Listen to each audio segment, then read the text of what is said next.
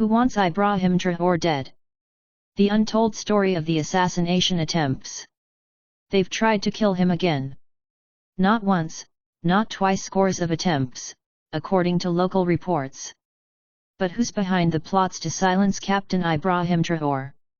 Tonight we pull back the curtain on a dangerous power struggle that reaches from Ouagadougou to Paris, Moscow, and secret rooms full of money. BMoreNews.com. Binance.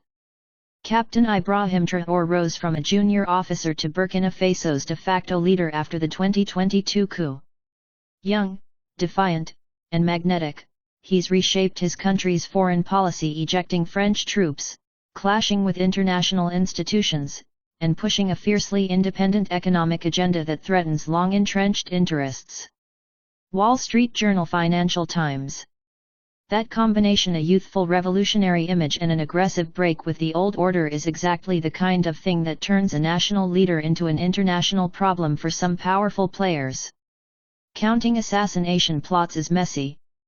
Officials, pundits, and social media give different totals, but multiple outlets reporting from the region say Traoré has survived dozens of plots, with many repeating the figure of around 18-20 separate assassination or coup attempts since he took power.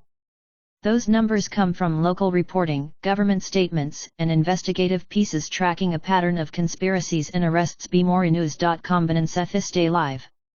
Whether it's 18, 20, or more, the point is chilling.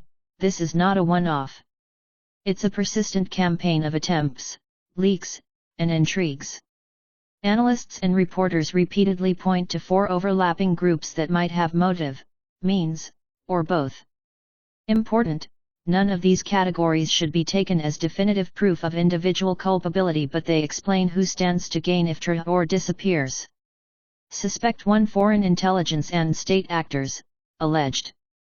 Traoré's pivot away from France and toward Russia created friction with long-standing foreign interests. Where state actors lose military bases, contracts, and strategic leverage, they can, analysts say, become drivers of covert operations. Several analysts argue the political shocks his policies create are a plausible motive for foreign interference. Wall Street Journal. Financial Times. Suspect 2: ousted political and business elites. Before Traoré, a network of political elites and foreign-linked private companies enjoyed privileged access to mining contracts and security deals. Traoré's nationalization push and contract renegotiations directly threaten their fortunes. Multiple reports from the region suggest that some arrested conspirators had ties to former regimes or commercial interests who'd lost out. This Day Live.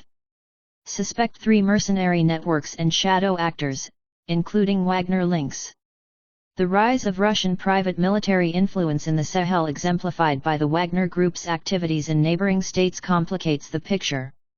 Wagner's past patterns involve both direct force projection and involvement in local political networks tied to resource extraction. Analysts warn that mercenary groups operate in murky legal space and can be both tools and independent actors in destabilization plots. L'Iman.fr. Suspect 4: extremist jihadist groups, a different logic. Some jihadi factions might also target Traoré not to restore the old order, but because his security policies and local mobilization can threaten insurgent control. The line between who benefits and who carries out is messy. Attacks may be opportunistic or coordinated with external backers. So, motive is rarely single source. Wealthy ousted elites lose money. Foreign powers lose bases and influence. Mercenary outfits lose access or pivot profits. Extremists lose territory. Any of these can form alliances, and alliances are the most dangerous. Let's move from motive to method. Why do experts call these attempts rather than isolated assassination rumors? Because a pattern emerges: leaked plans involving convoys, bribery offers to guards, suspicious movements among military units, and arrests of plotters inside the security apparatus. This Day Live. Example story, sourced. A reported case repeated across several English and regional outlets claims that a bodyguard was offered large sums to turn on Traoré. In other incidents, convoys were allegedly targeted and high-ranking officers were implicated and detained. These episodes show both insider recruitment and external planning. This day livebmorenews.com. The takeaway: the plots are rarely low-level street violence. They look like coordinated attempts involving insiders, money, and logistics, the hallmarks of politically motivated plots rather than random assassination. Now the geopolitical layer. Traoré's policy moves pulling away from France, courting new partners, pushing to keep more mining revenues in-state threaten centuries of influence and billions in resource value. Major outlets note his pivot and the way Russia's presence in the region, via private military contractors and political support, has shifted the chessboard. That's not proof of an assassination plot by any particular government, but it explains why the stakes are enormous. Wall Street Journal, Financial Times, Le Monde.fr. Imagine losing access to gold, contracts, and a whole strategic region overnight. For some actors, the loss is economic. For some, it's political humiliation. In that climate, covert options suddenly look more tempting. The information war here is as important as the guns. Traoré's image has been amplified by supporters and by foreign propaganda alike.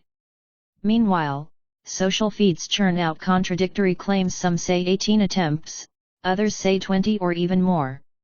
Disinformation muddies the waters. Some actors benefit from making a target look weaker or martyring him to rally a base.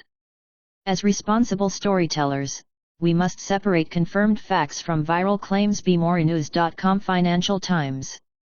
That's why in this video I'm citing reputable reporting and stressing when something is an allegation or a government claim. The stakes are human lives and responsible reporting matters.